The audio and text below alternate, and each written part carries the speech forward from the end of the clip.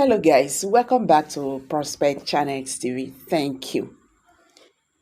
Nnamdi Kanu is a prisoner of conscience, persecuted by Nigerian government.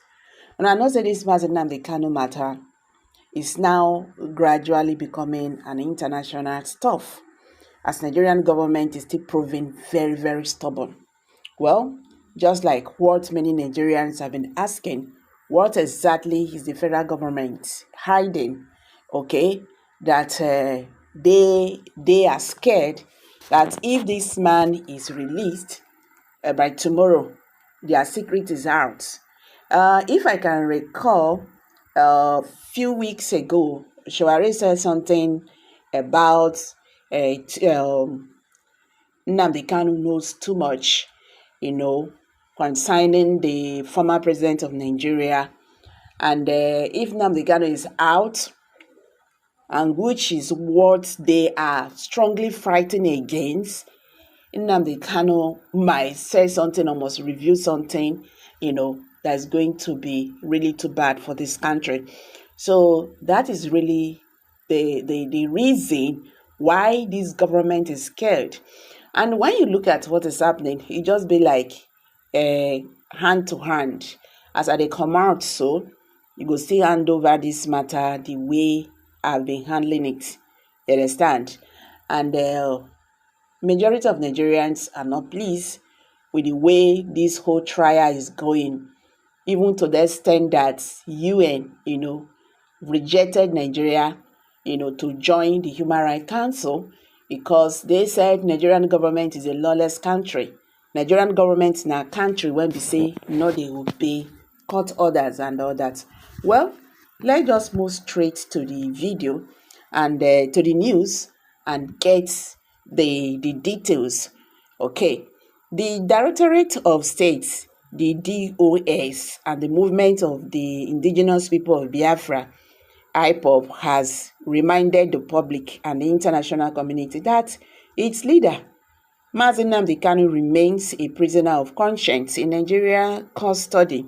So the group, in its statement on Thursday by its media and publicity secretary, Ima Powerful, said the Nigerian government masterminded the kidnap and extraordinary rendition of Nnamdi Kanu from Kenya to Nigeria in June 2021 and has been legally detained in solitary confinement of the Directorate of State Security, the DSS facility in Abuja, Nigeria, despite court judgment in his favor. IPOB stated that Kanu is being illegally detained while government targets to destroy IPOB. It maintained that the indestructible ideology of restoring Biafra has kept IPOB moving along in its quest to restore the sovereign nation of Biafra. The statement read in part, the Nigerian government had sponsored criminal groups to carry out violence in the southeastern region with the name of IPOB, and these state-sponsored criminals were playing the script of their sponsors to drag IPOB and Biafrans into an unprepared war with the murderous Nigeria military. That is why they claim to be the Nigerian Liberation Army and targeting the Nigerian security forces in Biafra land. But in all of this, their covert operation have failed. IPOB and Indigo globally must continue the campaign for the unconditional release of Nnamdi Kanu. He did not commit any offense for seeking self-determination for the marginalized indigenous people of Biafra. Instead, his demand is in line with the UN Convention on Civil and Political Rights for the indigenous people of Biafra. Moreover, he has kept his faith and promises without destroying his people, even after being illegally detained for nearly 4 years by the Nigerian government inside the dungeon of DSS in solitary confinement. In October 2022, the Nigerian Appeals Court in Abuja, discharged and acquitted him, but the lawless government of Nigeria refused to release him. Also, the UN Committee on Arbitrary Detention condemned the abduction, extraordinary rendition, and illegal detention of Nnamdi Kanu and called for his unconditional release. All these resolutions and court judgments have been disobeyed by the same lawless federal government of Nigeria. Why saying that the Nigerian government and her cronies know that Kanu has not committed any crime known to local or international body, it wondered why it has continued to display their ethnic hatred against Ndigbo by persecuting its leader. IPOB added, Nnamdi Kanu has not been let go because he has not compromised his stand on Biafra, and IPOB has not been destroyed. Nnamdi Kanu is being persecuted, not persecuted. The Nigerian government should understand that IPOB cannot be destroyed, but can only be embedded as long as the lawless Nigerian government keeps persecuting us. More so, our leader, Nnamdi Kanu, understands the potency of our collective oath in this struggle, and we not yield to the Nigerian government's antics. The international community must rise and condemn the continuous persecution and human rights violations of Nnamdi Kanu and Ndigbo in general by the government of Nigeria. We are assuring the Nigerian government that IPOB cannot be intimidated into abandoning the Biafra struggle. So they must be reminded that Nnamdi Kanu's continued persecution will further expose the mockery of the so-called democracy in Nigeria. The Nigerian government should not forget that since they kidnapped and extraordinary renditioned Nnamdi Kanu, Nigeria has been bedeviled with economic and security woes, and will continue until the injustice against Ndigbo, as exemplified in the persecution of Nnamdi Kanu, is addressed. IPOB and Nnamdi Kanu remain resolute in our demand for a referendum and will not be intimidated and persecuted into submission by the tyrant of the government of Nigeria. In the end, Biafra will come, but the wounds of the persecution and the wickedness against Ndigbo will take decades to heal.